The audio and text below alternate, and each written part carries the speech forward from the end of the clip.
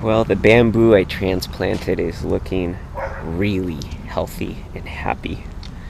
So that's good. And maybe except for this guy.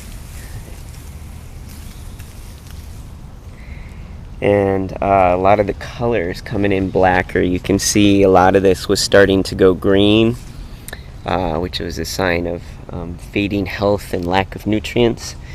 And yeah, it's already gotten taller in just 1 week, so this is exciting. Today we got this big project going on at the farm, and you can see here where the pink rope is.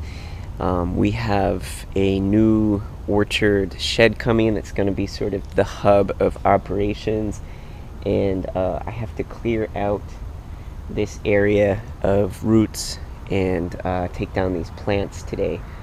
So that is order of business for today. Then I got to take down another tree here. This guy who had the house before us really had a thing for maples, maybe because they're cheap, maybe because they grow fast, I don't know. But he put maples everywhere, like 20 maples on the property. And maples, I mean, they're huge trees, and they cast a lot of shadows, which is no good for making the orchard. So I got to take out this this maple here, and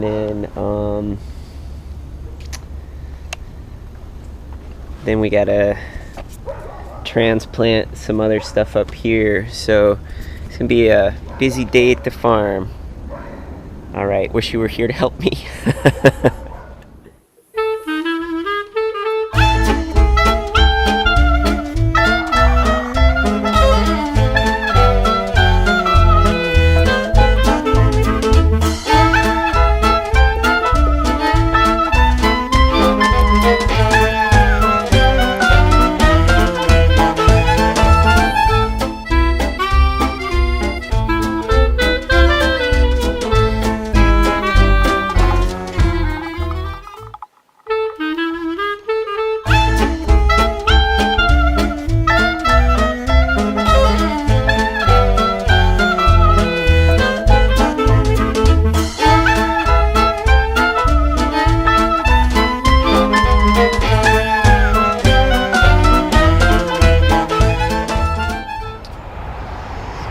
Alright, so there it is, all cleared out and ready to go.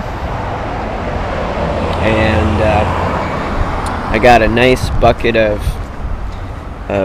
branches out of all that clearing, and those branches will go into the bottom of my horse troughs where I'll be growing, and that'll be rotting and feeding more nutrients into the horse trough, so that'll be great.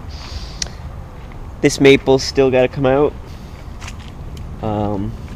Haven't decided if I'm gonna do that today or just let it go for the winter. Definitely today this red tree is gonna get transplanted. That is a prime location here in the fruit orchard. I just looked at these, and I think this variety was very specifically planted in here. It looks like it's an alder variety. And alder is nitrogen fixing, so when you cut it back, what happens is it drops its roots in the ground and feeds nitrogen to everything.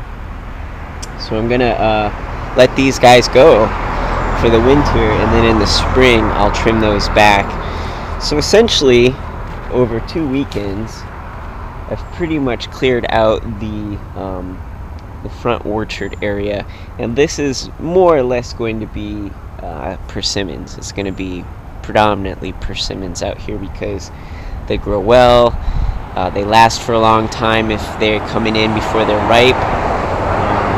They are resistant to a lot of diseases. I don't want to get a lot of species here that are fragile, because then you might have to use more, mechanisms to ward off, infestations and disease. And really I want just hardy varieties here. So that's one of the reasons why I'm not going to bother with apples too much. They're really finicky, and then apples in the Northwest are very vulnerable to scabs and all sorts of diseases. So that's essentially it. I've put about 25 hours of work in so far to get this prepped. And then the weekend after this, the shed will be here. So, and then after that, we'll be building decking around the shed and arbors for vine fruits. So that's coming up soon too. All right, peace out.